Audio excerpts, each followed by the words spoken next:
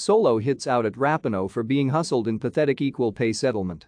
Women's football continues to grow as crowds are starting to increase across the globe, and the rise of the Women's Super League has majorly piqued interest in the UK. Although women's football continues to steadily rise in the UK, over in North America it has been thriving for a number of years, as the United States are the current holders of the World Cup, and Canada won gold at the recent Tokyo Olympics.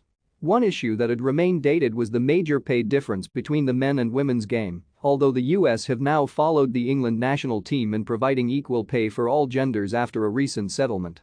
But former Ballon d'Or winner Megan Rapinoe has been slammed by former teammate Hope Solo for agreeing to the pathetic equal pay settlement, as she feels betrayed.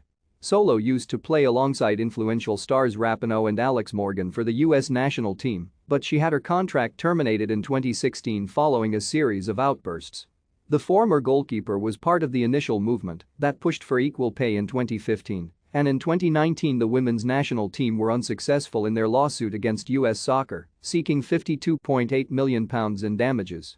However, US Soccer and the US women's team recently agreed to a settlement that would see the players receive £17.7 million and also guaranteed that there would be equal pay between the national teams for men and women across all competitions.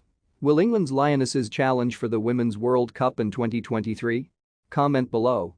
Despite the breakthrough deal, Solo has slammed the pathetic settlement and has called out Rapinoe and Morgan for being hustled, as she told Carly Lloyd on SiriusXM, "The reason for my sadness, the reason I feel gutted, kicked in the stomach, the reason why I feel betrayed and a bit hopeless is because the settlement is pathetic." After fighting for years for equal pay starting in 2015, the players still went on and agreed to a less than equal CBA.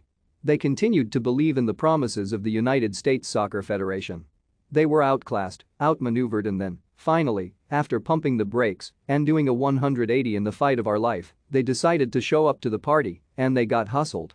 However, Morgan feels very differently and was extremely positive when speaking to Good Morning America about the breakthrough settlement. "It is an incredible day," Morgan told Good Morning America. "This is just such a monumental step forward in feeling valued, feeling respected, and just mending our relationship with US Soccer that's really been full of tension. It's great to take that step forward. I not only see this as a win for our team or women in sport, but for women in general." The next Women's FIFA World Cup will be held in the summer of 2023, as the US will travel to Australia and New Zealand to defend their crown.